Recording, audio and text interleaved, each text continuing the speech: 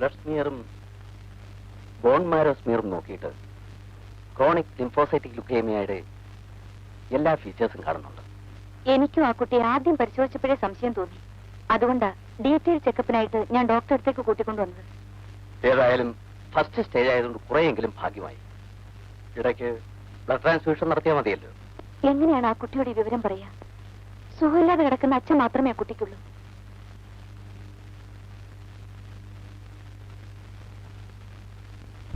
May I come in, sir? Yes, come in. ഇരിക്കൂ. നിങ്ങളുടെ test report എല്ലാം കിട്ടി. ഞങ്ങളത് പരിശോധിച്ചുകൊണ്ടിരിക്കുകയായിരുന്നു. എന്താണ് ഡോക്ടറിന്റെ രോഗം?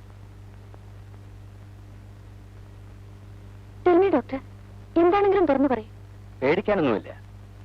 ബ്ലഡ് ടെസ്റ്റും ബോൺ മാരോ ടെസ്റ്റും ചെയ്തതിൽ നിന്നും ബ്ലഡിൽ വൈറ്റ് കോർപ്പസൽസ് ക്രമത്തിലധികം ഉണ്ടെന്നാണ് മനസ്സിലാക്കാൻ കഴിഞ്ഞത്.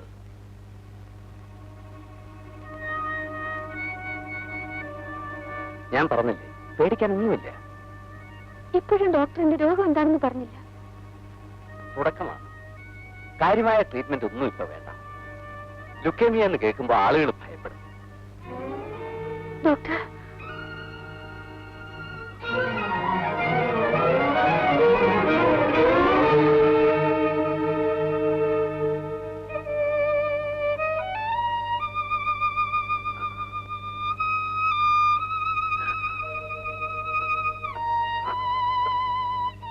കുട്ടി ഇങ്ങനെ പേടിച്ചാലും ക്രോണിക് ലിംഫോസൈറ്റിക് ലുക്കേമിയാണ്. ചികിത്സിച്ച് ഭേദമാക്കാവുന്നേ ഉള്ളൂ.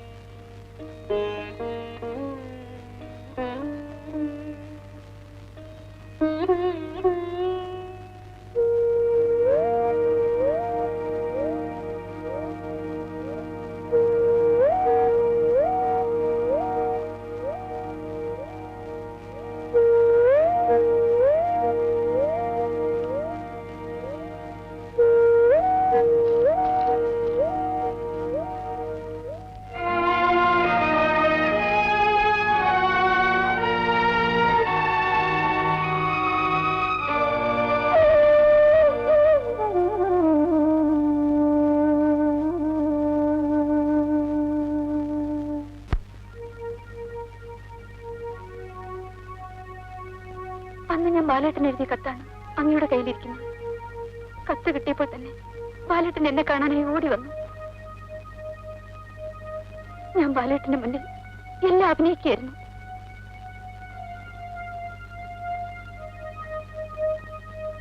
കത്തയച്ച് 2 ആഴ്ച കഴിഞ്ഞപ്പോഴാണ് ഞാനൊരു സത്യം അറിഞ്ഞത്. രേഖ 2 മാസം ഗർഭിണിയാണ്. രേഖയുടെ ഭർത്താവ് എവിടെയാണ്? എന്റെ ഭർത്താവ് വിദേശത്താ. ഏതായാലും ഞാൻ കുറച്ച് മരുന്ന് എഴുതി തരാം. തൽക്കാലം അത് കഴിച്ചാൽ മതി. ഡോക്ടർ, ഞാൻ പ്രസവിച്ചാൽ എന്റെ ഈ രോഗം എന്റെ കുഞ്ഞിന് യാതൊരു കുഴപ്പമുണ്ടാവില്ല. ഞാൻ പറഞ്ഞില്ലേ, ലുക്കേമിയ മാരകമായ രോഗമാണെങ്കിലും രേഖയെ ബാധിച്ചിട്ടുള്ളത് വളരെ പതുക്കെ മാത്രം എഫക്ട് ചെയ്യുന്ന ക്രോണിക് ലിംഫോസൈറ്റിക് ലുക്കേമിയാണ്. ഡോക്ടർ, എന്നെ സമാധാനിപ്പിക്കാൻ വേണ്ടിയാണെങ്കിൽ ഞാൻ പറഞ്ഞത് സത്യമാണ്. തുടക്കത്തിലേ ആയതുകൊണ്ട് ഒരു കുഴപ്പമില്ല. രേഖ പൂർണ്ണ ആരോഗ്യമുള്ള ഒരു കുഞ്ഞിനെ പ്രസവിക്കും.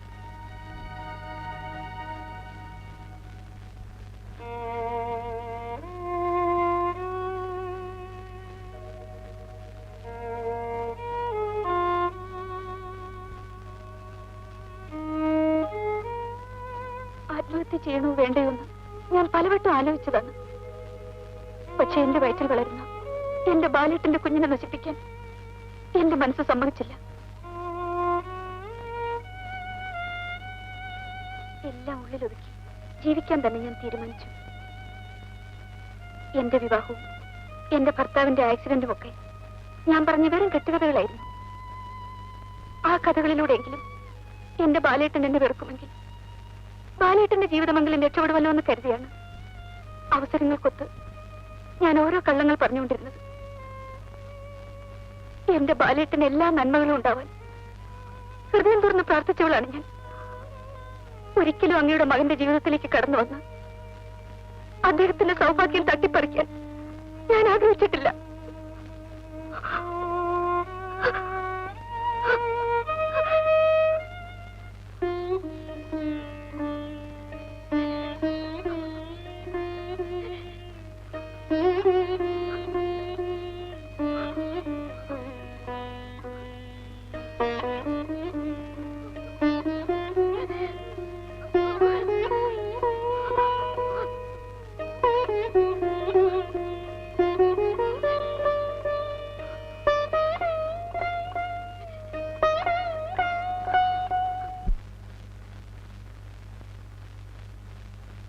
വരുമുള്ളേ, അങ്ങോട്ടിരിക്കും.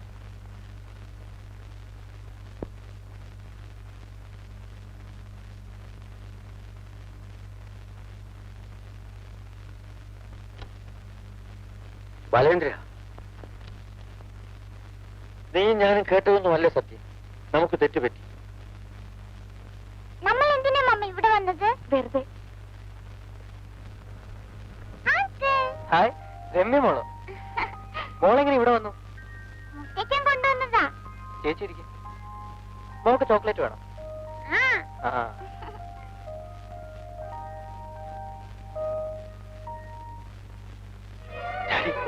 അതേ മോനെ, ഏത് നിമിഷവും മരണവും കാത്തു കഴിയുന്ന ഒരു മാരക രോഗത്തിന് അടിമയാണ് അവൾ. She's A blood cancer patient.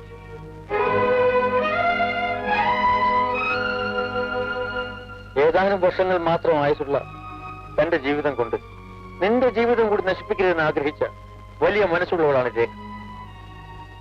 നിന്റെ കുഞ്ഞിനെയും വയറ്റിൽ ചുമന്നുകൊണ്ട് വീട്ടുകാരുടെയും നാട്ടുകാരുടെയും പരിഹാസവാക്കുകൾ കേട്ട് എല്ലാ നൊമ്പരങ്ങളും ഉള്ളിലൊതുക്കി കഴിഞ്ഞത് നിനക്ക് വേണ്ടിയായിരുന്നു, നിന്റെ കുഞ്ഞിന് വേണ്ടിയായിരുന്നു.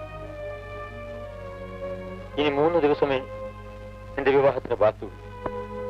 മരണത്തിന്റെ ദിവസവും കാത്തു കഴിയുന്ന രേഖയെ നീ വിവാഹം കഴിക്കണമെന്നും ഞാൻ പറയില്ല. നീ എന്റെ മകനാണ്. ആര് വിവാഹം കഴിക്കണം തീരുമാനിക്കാനുള്ള അറിവും വിവേകവും നിനക്കുണ്ടെന്ന് എനിക്കറിയാം. ഡാഡി, എനിക്ക് രേഖ എന്റെ മോളെയും കാണണം. ഞാൻ അവരെ കൂട്ടിക്കൊണ്ടുവന്നിട്ടുണ്ട്. വരൂ.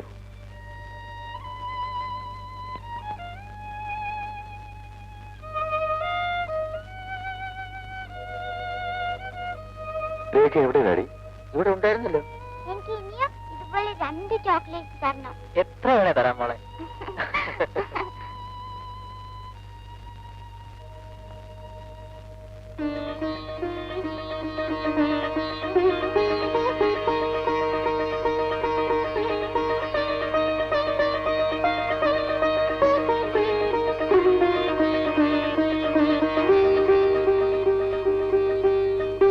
മമ്മ എവിടെ മോളെ? ഉണ്ടായിരുന്നു. എവിടെ പോയി? ഞാനും മോളും അകത്തേക്ക് പോകുമ്പോ ഇവിടെ നിൽക്കുമായിരുന്നു.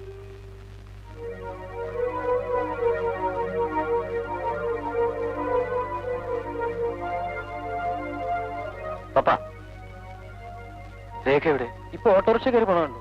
എങ്ങോട്ട് പോയി? ഓട്ടോക്കാരന്റെ റെയിൽവേ സ്റ്റേഷനിലാണെന്ന് പറഞ്ഞു.